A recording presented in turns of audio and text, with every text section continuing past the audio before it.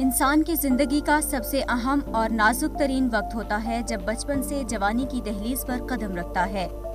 नई नई उमंगें और ख्वाब एक शराब की तरह धोखा देती हैं और जहनी नापुख्तगी और जिस्म में ताज़ा और गर्म खून की रवानी आपे से बाहर कर देती है। यही वक्त होता है जब इंसान नादानिस्तगी से गलत रास्ते का इंतखाब कर बैठता है। छोटे छोटे मसाइल और परेशानियां एक पहाड़ की तरह सामने इस्तादा हो जाती हैं और दिलो दिमाग में अजीब कश्मकश पैदा करके मसाइल की गुत्थी में उलझा देती हैं। ज़िंदगी अच्छी गुजर रही थी। एक दिन मेरी ज़िंदगी में ये हादसा पेश आया जिसने मेरी ज़िंदगी को पूरी तरह से बदल के रख दिया। मैं बहुत परेशान थी। मुझे कुछ समझ नहीं आ रहा था कि मैं अपनी इस परेशानी को किससे शेयर करूं। अब ऐसे में आप परेशानी का हल ढूंढने की कोशिश करते हो, दोस्त अहबाब से मशवरा करते हो।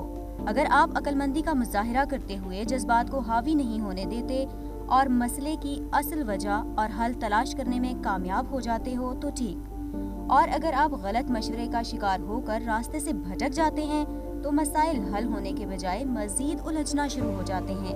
उन मसाइल को लेकर मैं बहुत परेशान थी। इस हादसे ने मेरी ज़िंदगी को बदल के रख दिया, जिसमें मुझे कुछ समझ नहीं आ रहा था कि मैं किससे मदद लूँ।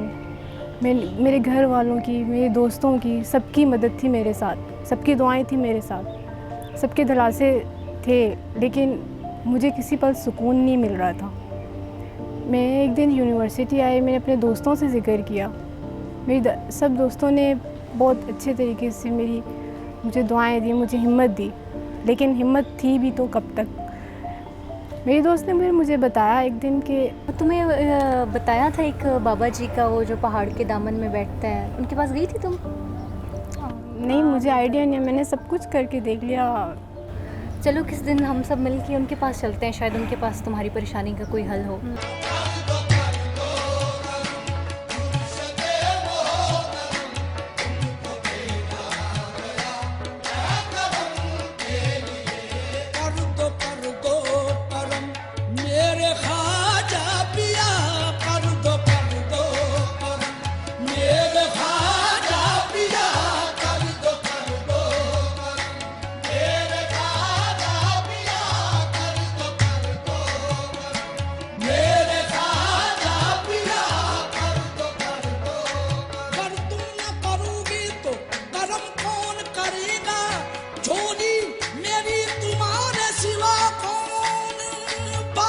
बाबा के पास गए तो बाबा ने काफ़ी दरूद दम किया।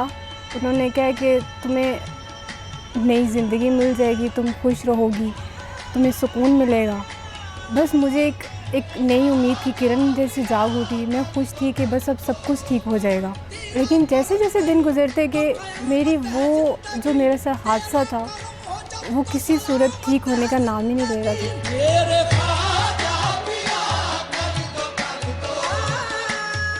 समरा, क्या हुआ तुम्हारे इस मसले का जिसकी वजह से तुम काफ़ी परेशान थी? कुछ नहीं, वही जो बाबा के पास गई थी, कुछ नहीं हुआ। उसने भी दुआएं दी, पैसे दिए और बस साइड पे। आजकल नहीं हो सकता कुछ भी यार। तुम थोड़ा सब्र से काम लो, थोड़ा तहम्मुल से काम लो। कब मर जाने के बाद कुछ नहीं होगा यार, बस कुछ नहीं, अब ख़त्म हो गया सब। खुदा बस दे दे मौत, अगर देनी है तो। ठीक नहीं हो सकती अब मैं। मेरे सजदे हैं ख्वाजा हिंदल वली, मेरे सजदे हैं ख्वाजा हिंदल वली, बस तुम्हारे ही नक्शे कदम के लिए मेरे सजदे हैं ख्वाजा हिंदल वली, बस तुम्हारे नक्शे कदम। थक हार के खुदा से रुजू किया। अपनी सारी परेशानियां मैंने खुदा के हुजूर बताई, क्योंकि मैंने सब कुछ आजमा लिया था, हर इंसान को आजमा लिया था। क्योंकि जिस परेशानी का हल खुदा के पास होता है वो किसी इंसान के पास कैसे हो सकता है भला। अल्लाह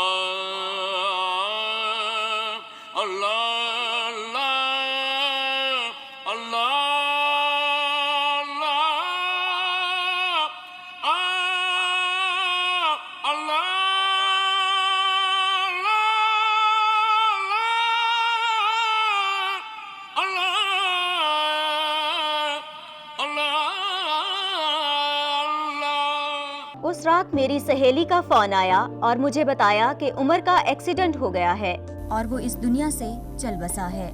जी हाँ, ये वही उमर है जिसके साथ मैंने छुपकर निकाह किया था और निकाह के बाद वो मुझे धोखा देकर चला गया। बस जैसे ही मैंने उस पाक ज़ात का दामन पकड़ा, उसने मेरी इज्जत रख ली। खुदा ने मेरी एकदम से ऐसे मदद की कि बस मेरी सारी परेशानियां ख़त्म हो गई और फिर मुझे एक यकीन हुआ, मेरी उम्मीद ज़्यादा बढ़ गई कि खुदा के अलावा आपकी उम्मीद, आपकी परेशानियां कोई भी ख़त्म नहीं कर सकता और सारी परेशानियों का हल खुदा के अलावा किसी इंसान के पास नहीं हो सकता। इसलिए अगर आपके मामलात अपने खुदा के साथ अच्छे हैं तो आपके साथ सब कुछ अच्छा होगा। बस एक यकीन और भरोसा खुदा की ज़ात से कभी ख़त्म ना होने का।